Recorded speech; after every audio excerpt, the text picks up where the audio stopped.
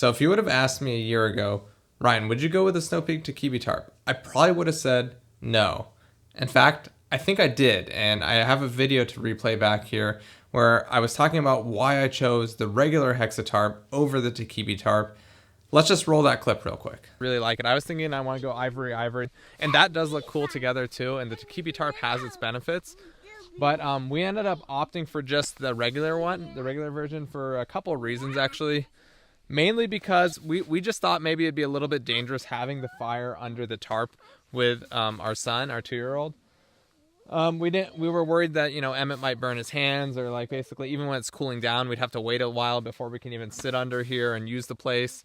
So, and then also I've seen a lot of videos lately because I've been actually looking into it heavily and just trying to see as much footage as I can of it. I've been noticing that, you know, just in general doing fires under tarps, it's a lot of smoke because all the smoke gets kind of trapped from that roof there. So you're kind of just stuck in there with the smoke when either if your wood is a little bit damp or if you're just starting or waiting for your fire to die out, you can't really use under that space. So I said, you know, for the most part, for what I do and for the type of fire I'm doing with this Takibi fire pit, I think this setup is going to work out a little bit better for me. So just like I said back in that old clip about the smoke can be an issue. It also just depends on what type of wood you're using. If you're using really good, you know, dry wood and your fire skills are fantastic, you'll probably be okay because you'll know how to start it good, and it just takes a few minutes, you know, for that smoke to clear. And as long as you're just maintaining that fire, it's not bad at all. But I will say, like, as the fire's dying out and in the very beginning, you know, there can be a bit of smoke. So that's something to keep in mind. And it's just like doing a fire, honestly. There's always going to be smoke around you when you're doing a fire.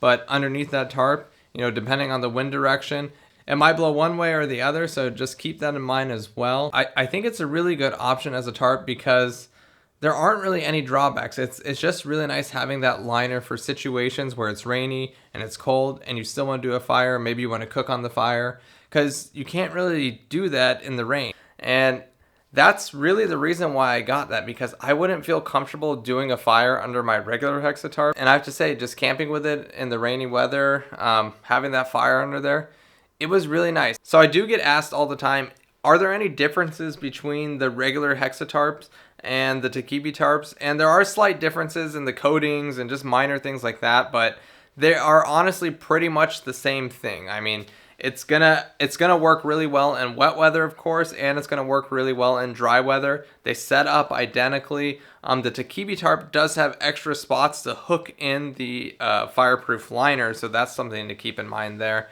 The regular Hexa Tarp doesn't have that feature, and I don't think you can get the fireproof liner for the regular Hexa Tarp, only the Hexa Evo Pro. I could be wrong, but I'm pretty sure that's how it is. Yeah, other than that, the setup is identical. The size is identical. So these things fit about 2 to 4 people, I'd say, underneath it comfortably. If you haven't tried a tarp yet with your camp setup, you should definitely give it a shot because it's a really nice experience having your whole dining setup kind of away from the tent. It's just a really great place to socialize, hang out, spend time, honestly, in sunny or wet weather. And we find ourselves underneath that tarp just, you know, hanging out for hours and hours. So, I mean, it's honestly just a great, cozy, comfortable place to be. And having that Takibi option just makes it way more versatile. All right, well, that's pretty much going to wrap it up for this one. Comment down below if you want to see a full setup video of the tarp. I haven't ever done a setup video of tarps on the channel yet. And they're really easy, especially if you have 2 people on hand. These things go up in seconds, and while it creates a huge amount of shelter and space for you out there, they're surprisingly so quick to get up. Let me know if you want to see a video like that, and we can definitely put something together. So we've also included affiliate links down below for the Takibi Tarp, so if you're looking to purchase it, clicking that link definitely helps the channel out a ton, so we appreciate that.